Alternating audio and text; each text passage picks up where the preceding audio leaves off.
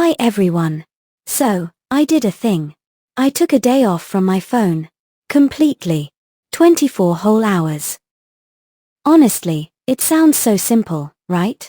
It's just a phone. But for me, and I think for most of us, it's not just a phone. It's the clock, the news, the map, the camera, the social planner, and the endless, beautiful, noisy distraction. I'm not here to lecture, I just want to share what that day actually felt like.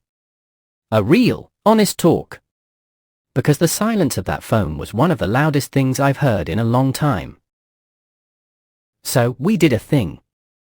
A few weeks ago, we decided to take a 24-hour digital detox. No phones.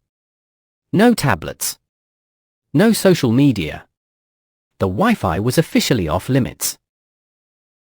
Sarah, the challenge started innocently enough, just to prove we could do it.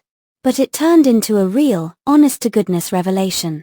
We're here to share what that day felt like, because it was less about the technology we missed and more about the things we found.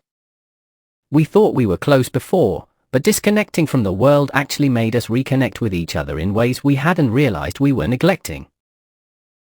The first realization hits you the second you wake up. I can't check the time.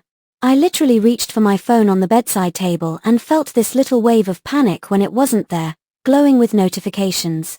I had to use an actual, old-school, TikTok clock. And I swear, your hand kept twitching. It's like a physical addiction. My impulse was to check the news, see the markets, just get that little information jolt to start the day. Without it, I felt completely unanchored. But because you couldn't check the news, you didn't leave the bed right away. You actually just turned to me. We ended up having a 15-minute conversation about our week before we even got out of bed. No distractions, no screens. It was a genuine start, not an immediate dive into the digital chaos. That was the first shift. Instead of being informed about the world, we were present in our world, which is this apartment and us. And for the first time in ages, we watched the sunrise together, cup of tea in hand, saying nothing. The silence was unnerving at first, but then it became incredibly peaceful. The rest of the day was filled with these small, ridiculous challenges. We wanted to go to that new cafe, but we couldn't look up the address or the menu. We had to use the directions I vaguely remembered from a month ago and rely on a paper map we found in the glove compartment. And we got lost. Twice. But getting lost together was actually fun.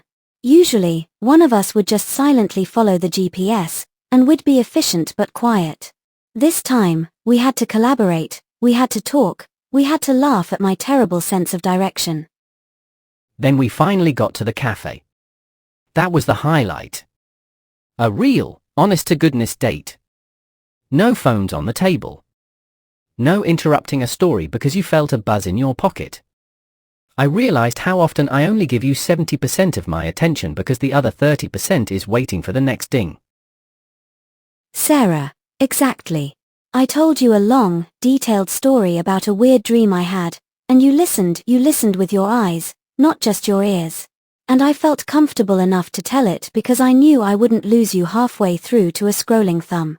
It was full, undivided attention. That is the scarcest commodity in modern relationships. The evening was tough. After dinner, we usually settle on the couch, and that's when the solo scrolling starts. You on your phone, me on my tablet, sitting side by side but miles apart. The vacuum of boredom was intense. We tried watching TV, but even that felt too passive. I felt this intense restlessness, like my brain was desperately trying to get that hit of novelty and stimulation. I paced the apartment for a bit.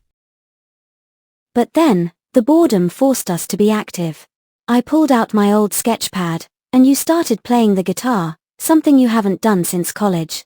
We didn't plan these activities, the quiet space just brought them out of us.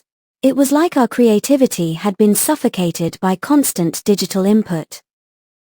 We talked about things that actually matter. Long-term goals. Our biggest fears. What we want our lives to look like in 5 years. We weren't debating a viral tweet or a trending topic, we were discussing our future.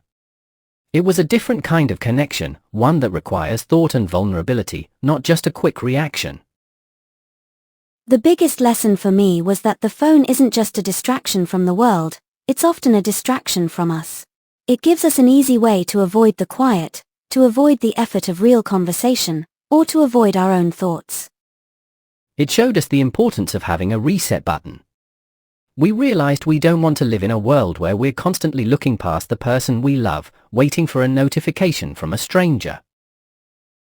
So, we're not getting rid of our phones, but we are installing a new ritual, a no-phone zone every evening from 8 p.m. onwards. Because that day without our devices wasn't a loss of connectivity, it was a deep, meaningful gain of intimacy and peace.